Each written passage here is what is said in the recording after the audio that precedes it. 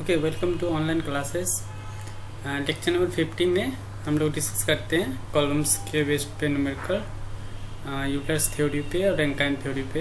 तो ये आपका फर्स्ट क्वेश्चन है कि an allowable axial load for a 3 metre long pin ended column of a certain elastic material is 30 kilo newton. 3 different columns made of the same material having the same cross sectional area and length have the following end condition।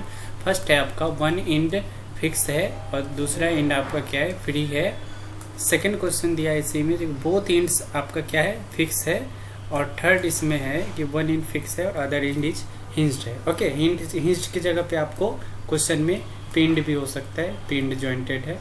Okay, तो ये दोनों में से एक हो सकता है। बाद में पूछ रहा है कि what are the allowable loads for the 3 columns given above.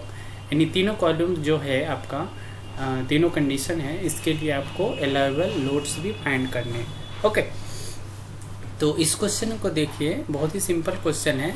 ये यूसी जिंदाल का ही क्वेश्चन है, तो आप लोग डायरेक्ट बुक को प्रेफर कर सकते हैं। कि यहाँ पे कह रहा है कि हम सपोज कर लेते हैं कि आपका जो कॉलम है वो आपका दोनों इंड क्या है, पिन इंड है ना। When column has pin end, okay, जब पिन इंड होगा तो क्या होगा, P that is L effective equal to क्या हो जाएगा, एल। ओके, ओरिजिनल लेंथ के इक्वल हो जाएगा। और इस कंडीशन में आपका जो अलाउएबल लोड की बात कर रहा है, तो जब भी अलाउएबल लोड होगा आपका, तो जब ये क्वेश्चन पूछता है अलाउएबल लोड क्या होता है, तो इस कंडीशन में आपको फैक्टर ऑफ सेफ्टी देखना होता है। तो फैक्टर ऑफ सेफ्टी पहले देखते हैं। फैक्टर ऑफ सेफ्टी क्या होता है, तो factor of safety equal to आपको जो यूलर का लोड है, Euler load that is failure का जो लोड है वो, और अपॉन में allowable load. That is suppose कर लीजिए कि ये कॉलम है और आपने यूलर से आपने निकाला कि P इक्वल टू आपका आया 200 न्यूटन, है ना। तो आपको अलाउएबल कितना लेना है, यानी P इक्वल टू 200 तो यूलर ने दिया, यूलर फार्मूला से सॉल्व होके आया। बट आपको यहाँ पे रिमार्क लगाना है, यहाँ पे एक साइन लगाना है कि आपको इससे ज़्यादा वैल्यू नहीं लेना चाहिए। इससे ज़्यादा लोगे तो फेल्योर होने की कंडीशन में आ सकता है ना। तो उसके लिए हम लोग क्या करते हैं, फैक्टर ऑफ सेफ्टी लगाते हैं। हमेशा फैक्टर ऑफ सेफ्टी यूज होता है कंस्ट्रक्शन में, है ना। तो वही अलाउएबल लोड होता है कि आपको फैक्टर ऑफ सेफ्टी से डिवाइड करना होता है। कभी 2 लेना होता है, कभी 4 लेना होता है, कभी 9 लेना होता है, 8 लेना होता है ना। वो डिपेंड करता है कि कंडीशन कैसा है और स्ट्रक्चर कैसा है। जैसे आप शिप पे जाओगे, शिप का डिज़ाइन करते हैं जब हम लोग, तो शिप के डिज़ाइन में कभी कभी 12 भी लेते हैं फैक्टर ऑफ सेफ्टी, है ना। 12 टाइम्स ज़्यादा लेके चलते हैं, क्योंकि वहाँ पे फेल्योर का कंडीशन बहुत ही ज़्यादा होता है, फेल्योर होने का चांस बहुत ही ज़्यादा होता है ना। तो जहाँ पर फेल्योर होने के चांस ज़्यादा होगा वहाँ पर फैक्टर ऑफ सेफ्टी क्या होगा, ज़्यादा लेना पड़ेगा, है ना। जैसे डैम है, डैम के केस में भी हम लोग 3 के करीब लेते हैं, 3.5, 2.5, है ना, 3, 4, है ना। वो डिपेंड करता है कि हमारी कॉस्ट, और हाँ, कॉस्ट पे भी डिपेंड करता है कि हमारी इकोनॉमिकल कंडीशन कैसी है ना, उस पर भी डिपेंड करेगा। और डैम और शिप डिजाइन में तो एक्सीडेंट पे ज़्यादातर एक्सीडेंट का कंडीशन हमें यूज करना पड़ता है। ओके, तो यहाँ पे अलाउएबल लोड क्या हो जाएगा, अलाउएबल लोड का फॉर्मूला क्या आएगा, allowable load is equal to क्या हो जाएगा,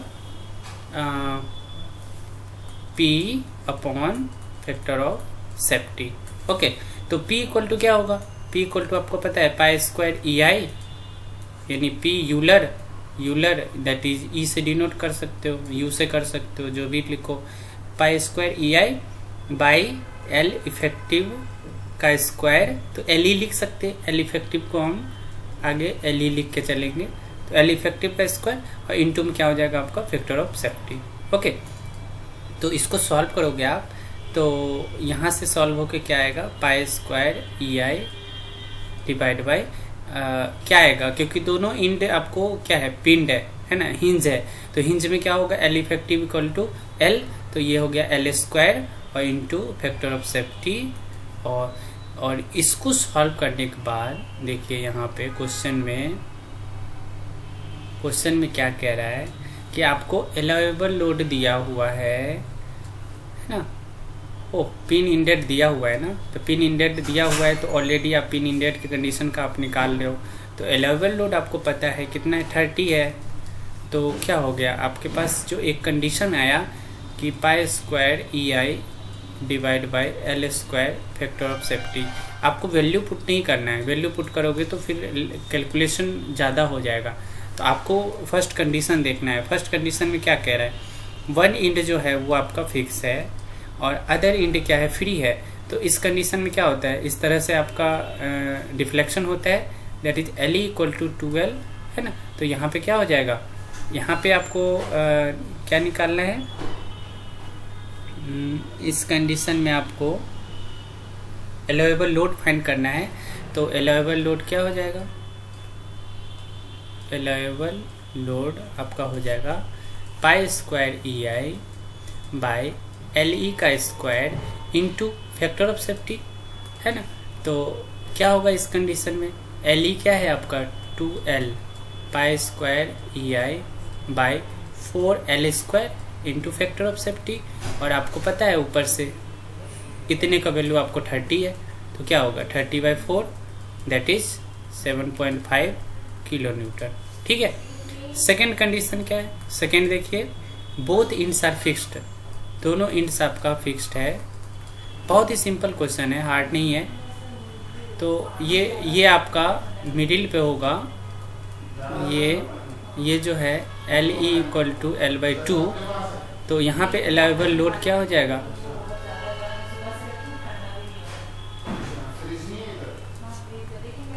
pi square EI divide by L effective का स्क्वायर फैक्टर ऑफ सेफ्टी। अब L इफेक्टिव क्या होगा, देखिए पाई square EI upon L square, और यहाँ पे 4 हो जाएगा क्योंकि अपॉन में 2 है तो ऊपर 4 चला जाएगा, और ये आपका फैक्टर ऑफ सेफ्टी। तो ये क्या है, देखिए ये वाला जो पार्ट है ये आपका 30 है, तो यहाँ पे क्या होगा 30 × 4 that is 120 kilo newton. Okay. Third है इसी में कि वन इंड फिक्स है और अदर इंड क्या है आपका हिंज है। ओके।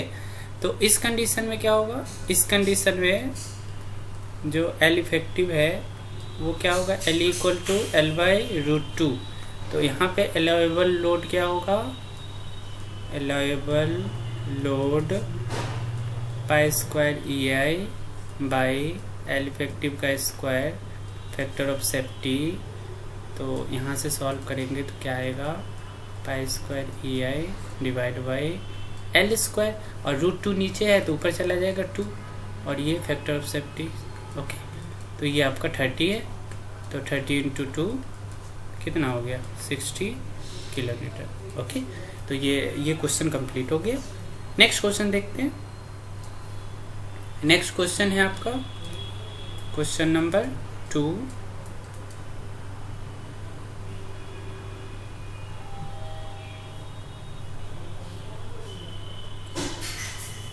नेक्स्ट क्वेश्चन वैलिडिटी पे है कि for what length of a mild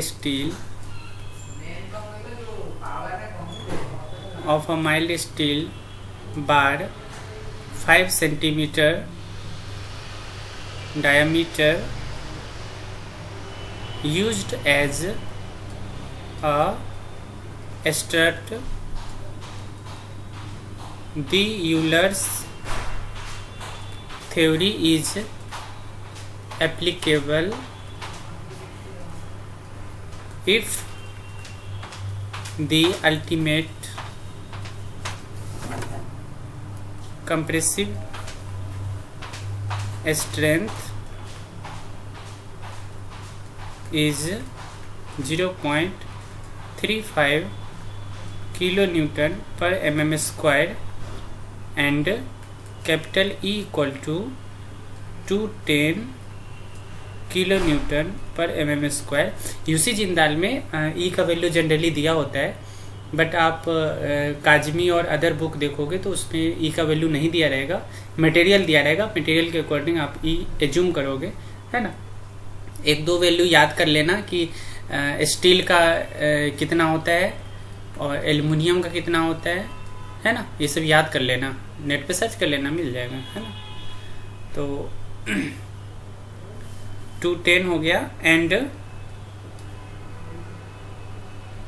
sorry for mild steel.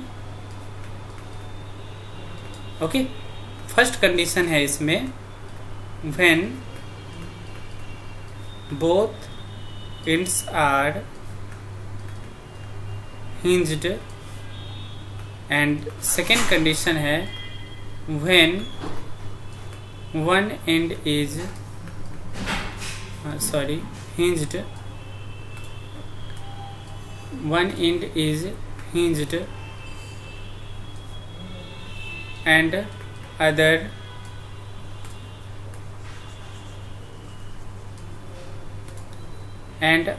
is fixed। Okay, तो ये आपका क्वेश्चन है। अब यूलर थ्योरी का वैलिडिटी का क्वेश्चन यहाँ पे लग रहा है, क्योंकि कह रहा है ना कि माइल्ड स्टील है और थ्योरी इज एप्लीकेबल, है ना। एप्लीकेबिलिटी की बात कर रहा है, तो एप्लीकेबिलिटी की जब भी बात करें तो आपको यूलर थ्योरी का कंडीशन यूज करना है। तो कंडीशन यहाँ पे अल्टीमेट स्ट्रेंथ दिया हुआ है, देखिए अल्टीमेट कंप्रेसिव स्ट्रेंथ दिया हुआ है। तो अल्टीमेट कंप्रेसिव स्ट्रेंथ हमने वहाँ पे क्या एज्यूम किया था, FC। तो FC इक्वल टू कितना दिया हुआ है, 0.35 किलो न्यूटन पर mm स्क्वायर। ओके, सॉल्व करते हैं इसको। और E का वैल्यू आपका दिया हुआ है 210 किलो न्यूटन पर mm स्क्वायर। ओके, वैलिडिटी का कंडीशन क्या था कि आपका लेमडा जो था वो ग्रेटर देन होना चाहिए था पाई√कैपिटल E बाई FC। ओके, ये आपका वैलिडिटी का कंडीशन था, ठीक है। तो इसमें आपको वैल्यू सब पता है, तो आप यहाँ पे पुट करो कि लेमडा ग्रेटर देन पाई√210, दोनों का यूनिट सेम है तो आप डायरेक्ट रख सकते हो, चेंज करने की ज़रूरत नहीं है। Greater than 76.95। ओके, तो इसको हम क्या कह सकते हैं, 76.95 है तो आप 77 लिख सकते हो इसको, ठीक है। तो आपके पास लेमडा का जो वैल्यू होना चाहिए वो क्या होना चाहिए, यानी क्वेश्चन के अकॉर्डिंग इसके ग्रेटर होना चाहिए, है ना। और आपको पता है कि लेमडा जो होता है वो क्या होता है, L effective divide by radius of gyration, है ना। तो L इफेक्टिव को LE से डिनोट करते हैं, R को रेडियस ऑफ जाइरेशन। तो अब पहले तो आप रेडियस ऑफ जाइरेशन निकालो, तो रेडियस ऑफ जाइरेशन, तो रेडियस ऑफ जाइरेशन क्या होगा, √I/A। तो ये सॉल्व करोगे तो क्या आएगा, πd4/64 इंटू, अब एरिया लिखना है तो नीचे πd पावर स्क्वायर हो जाएगा और ये हो जाएगा। इसको जब सॉल्व करोगे तो ये d/4 आएगा और ये आपका 5/4, क्योंकि डायमीटर आपका 5 दिया हुआ है। ये सॉल्व हो गया है 1.25 सेंटीमीटर। ओके, रेडियस ऑफ जाइरेशन पता चल गया। आपको L इफेक्टिव चाहिए, है ना। तो फर्स्ट कंडीशन में L इक्वल टू क्या होगा, क्योंकि बोथ इंड्स जो है हिंज्ड है तो L effective equal to L, है ना। तो क्या हो जाएगा आपका जो लेमडा है, लेमडा इज ग्रेटर देन कितना है, 77। ओके, तो लेमडा की जगह क्या लिखोगे, L effective by R greater than 77। तो इसको क्या लिख सकते हो, L/1.25 ग्रेटर देन 77। तो सो L इक्वल टू क्या होगा, L हो जाएगा आपका ग्रेटर देन 77 इंटू 1.25, ठीक है। तो यहाँ पे जब सॉल्व करोगे तो सॉल्व हो के आएगा आपका 96.25 सेंटीमीटर, ठीक है, ग्रेटर देन, दैट इज ये आपका वैल्यू है। लेंथ आपका इतना होना चाहिए कॉलम का, इससे ज़्यादा होना चाहिए। ओके, अगर ऐसा कंडीशन आप यूज कर रहे हो, दोनों साइड आपने पिंड जॉइंटेड यूज किया है, हिंज यूज किया है, तो आपका जो लेंथ होना चाहिए, जो ओरिजिनल लेंथ है वो होना चाहिए greater than 96.25 centimetre. Okay, second इसमें देखिए कि कह रहा है कि वन इंड हिंज्ड है और अदर इंड इज फिक्स्ड है ना। एक इंड जो है आपका वो हिंज है और अदर इंड जो है वो फिक्स है। तो यहाँ पे L इक्वल टू क्या था, L/√2 है ना। तो यहाँ पे रख दीजिए L/√2 और into 1.25 greater than 77, that is L equal to क्या हो जाएगा, L is greater than 77 into 1.25 into √2। Okay, I hope this is true. Okay, तो ये आपका सॉल्व हो क्या आएगा, greater than 136.1 centimetre. Okay, that is आपका जो लेंथ होना चाहिए 136.1 सेंटीमीटर से ज़्यादा होना चाहिए। किसके केस में, when one end is fixed and other end is hinged. Okay, तो ये क्वेश्चन भी कंप्लीट हो गया। लास्ट क्वेश्चन हम देखते हैं, अब फिर इसको कंप्लीट करते हैं। आई होप आज के बाद शायद क्लास ना हो पाए। अगर दिसंबर में आप लोग क्लास करना चाहो तो मैं ले सकती हूँ क्लास, यानी 1-2 दिसंबर से, क्योंकि सिलेबस तो बचा है अभी भी। तो इसमें देखिए इस क्वेश्चन को हम लोग देखते हैं। ये भी सिंपल क्वेश्चन है, आपका रैंकाइन का क्वेश्चन है ये। तो रैंकाइन का क्वेश्चन उतना भी हार्ड नहीं है। थोड़ा सा इसमें रैंकाइन में आपको थोड़ा सा देखना होगा कि आपका जो फार्मूला है, जो अभी हम लोगों ने थ्योरी में पढ़ा, वो थोड़ा सा डिफरेंस होगा वैल्यू का। बाकी सब कुछ आप लोग खुद से सॉल्व कर सकते हो। ओके, तो इसमें जो फार्मूला है, यानी रैंकाइन का जो फार्मूला है, इस क्वेश्चन में हम यूज करेंगे कि PR इक्वल टू, यानी रैंकाइन का जो लोड है वो इक्वल टू आपका आएगा FC into area divide by 1+A और लेमडा का स्क्वायर। ओके, ये फार्मूला हम यूज करेंगे। बट हम आप लोग को पढ़ा चुके हैं कि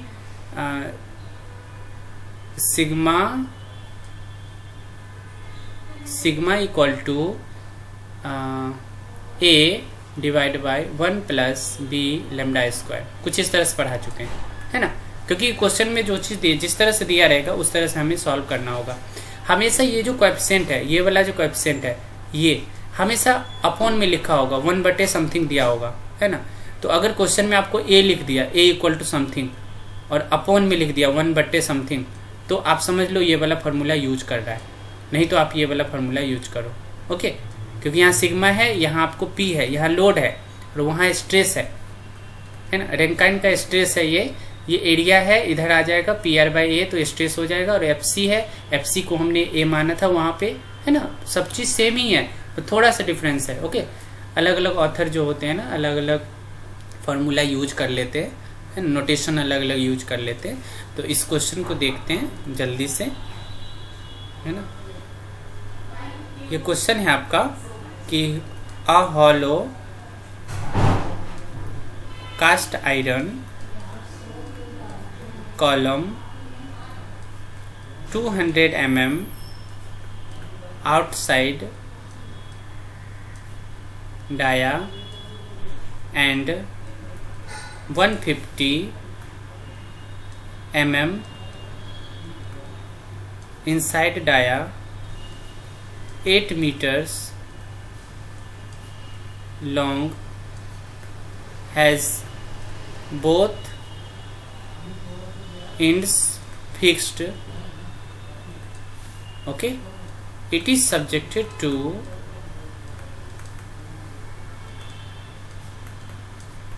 an axial compressive load taking factor of safety equal to 6.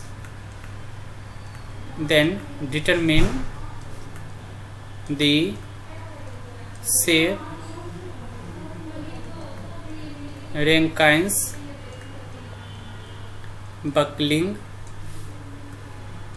Load. Okay, और FC का वैल्यू दिया हुआ है यहाँ पे 550 न्यूटन पर mm²। एंड A का जो वैल्यू है आपका, A का वैल्यू है 1/1604 बोथ इंड्स हिंज्ड। ओके, तो यहाँ पे थोड़ा सा कंडीशन जो है वो चेंज है, बोथ इंड्स हिंज्ड होता है तभी हम लोग क्या करते हैं, डेरिवेशन करते हैं। ओके, तो इसीलिए बोथ इंड हिंज्ड के कंडीशन में ए का वैल्यू दिया हुआ है ना। बाकी हम आगे क्या करेंगे वो हम क्वेश्चन के अकॉर्डिंग देखते हैं, है ना। कुछ नहीं करना है, बोथ इंड हिंज्ड का ही कंडीशन हमने डिराइव किया हुआ था, पूरा एजप्शन ही था बोथ इंड्स जो होगा वो हिंज्ड होगा। तो इस क्वेश्चन को सॉल्व करते हैं, बहुत ही सिंपल है। तो आई होप आप लोग समझ रहे होंगे, इस क्वेश्चन को समझ लेंगे इजीली, बहुत इजी है। तो अब देखिए आउटर डाया आपका दिया हुआ है 200 mm, इनसाइड डाया दिया हुआ है 150 mm। डायग्राम बनाने की ज़रूरत नहीं है एग्जाम में भी। एरिया ऑफ क्रॉस सेक्शन जो है लिखना जरूरी है, आउटसाइड डायमीटर, इनसाइड डायमीटर और एरिया ऑफ क्रॉस सेक्शन, है ना। आप लोग लिख देना एग्जाम में। ये क्या हो जाएगा आपका 200 स्क्वायर माइनस 150 का स्क्वायर, तो ये आएगा 1.374 इंटू 10⁴ mm का स्क्वायर। ओके, ये आपका लेंथ ऑफ कॉलम कितना दिया हुआ है, L = 8 मीटर, तो ये क्या हो जाएगा आपका 8000 mm, है ना। अब कंडीशन क्या दिया हुआ है आपका, कंडीशन जो है यहाँ पे बोथ इंड्स जो है वो आपका क्या है, फिक्स है। तो बोथ इंड्स फिक्स होता है तो L इफेक्टिव क्या होता है, L/2, तो यहाँ पे क्या हो जाएगा 4000 mm। ओके, ये तो पता है। उसके बाद फार्मूला आपको क्या लगाना है, आपको रैंकाइन यूज करना है। तो रैंकाइन में क्या है यहाँ पे FC into area divide by 1 + A lambda square. तो लेमडा चाहिए आपको, तो लेमडा के लिए क्या चाहिए, रेडियस ऑफ जेरेशन। तो लेमडा इक्वल टू क्या होगा यहाँ पे, देखो लेमडा इक्वल टू आप क्या लिख सकते हो, सॉरी लेमडा नहीं, पहले हम रेडियस ऑफ जेरेशन निकालते हैं। तो √/I/एरिया, है ना। तो I क्या होगा यहाँ पे π/64 d पे पावर 4 माइनस d² पे पावर स्मॉल d पे पावर 4 डिवाइड बाई एरिया निकल चुका है 374 इंटू 10⁴ √।